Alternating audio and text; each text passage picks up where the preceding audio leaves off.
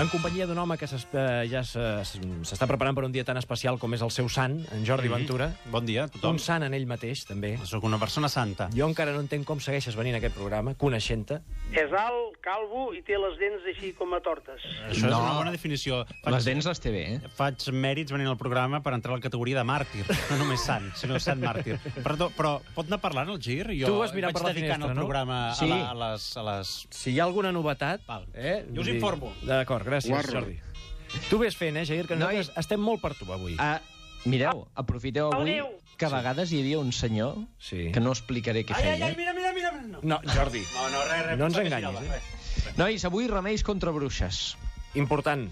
Hem parlat de bruixes a sac últimament. Hem descobert que són éssers amb poders terrorífics i gairebé invencibles, no? I ens has ajudat a identificar-les, a distingir-les. Vull dir, si són dones d'arbúcies, tenen molts números. Molts números. I llavors hi ha berrugues i marques de satan en forma d'ànec, coses així. Sí. Per això avui us explicaré com ho heu de fer per destruir bruixes. No és tan fàcil com penseu. No. Penseu que una bruixa es mor si li fots un tret al cap amb una retallada a boca de canó? Doncs evidentment que es mor. Però hi ha més mètodes. Hi ha molts més mètodes. Per exemple, apunteu, perquè avui és d'apuntar i penjar a la nevera. Molt bé. Té un nom de conte. Qui, jo? No. Tirar, atenció, primer mètode, tirar sal al foc i sortir corrent.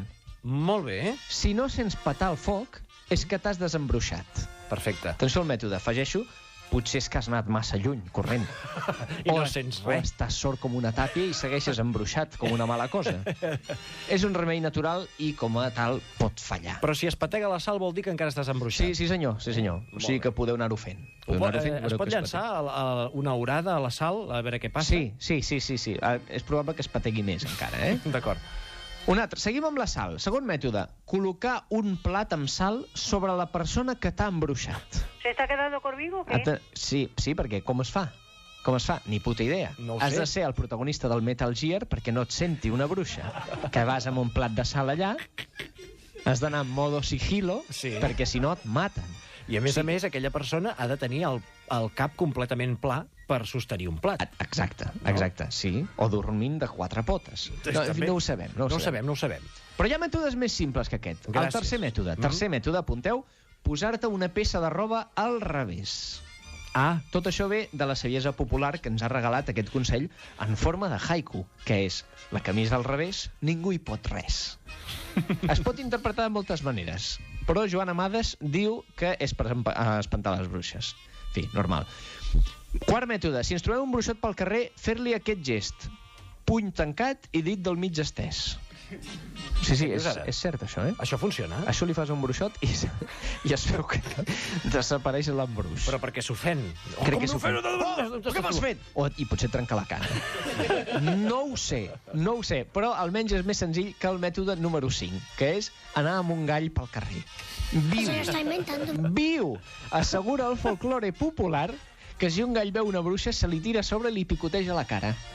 Molt bé. La bruixa té -2 de defensa contra galls. No sap com No pot. No, ha de ser viu, Ha de ser viu perquè atacarà la bruixa, llavors, bruixa, cremeu-la, això. Le cortan el cuello, tot això. I ara ja anem a defensa per cases. Atenció, deixar un crostó de pa sec al calaix de la cuina. Com més crostons, més seguretat. Això sí, pot ser que no entrin bruixes, però se t'omple la puta casa de rates. O de formigues. O de formigues, que és pitjor encara. Que no acabes mai amb les formigues. No. Un altre mètode per casa, agafar una branca de llorer i calar-li foc al menjador de casa.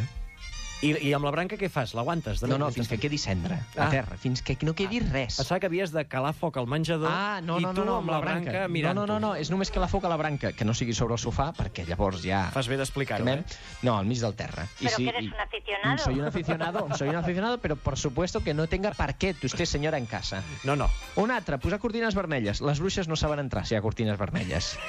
Un altre, posar pedra foguera sobre la porta. No saben entrar. Un altre, més complicat, posar un cap de llop sobre la porta. No poden entrar. Ara repasseu la llista i imagineu-vos la casa així. Cortines vermelles, cap de llop, llorer amb flames al menjador, crostons de pa al calaixos. Les bruixes, nois, no poden amb la gent que té síndrome de Diògenes. I tampoc entraran mai a la casa museu de Salvador Dalí a Portlligat. Segurament tampoc, per l'olor més que res.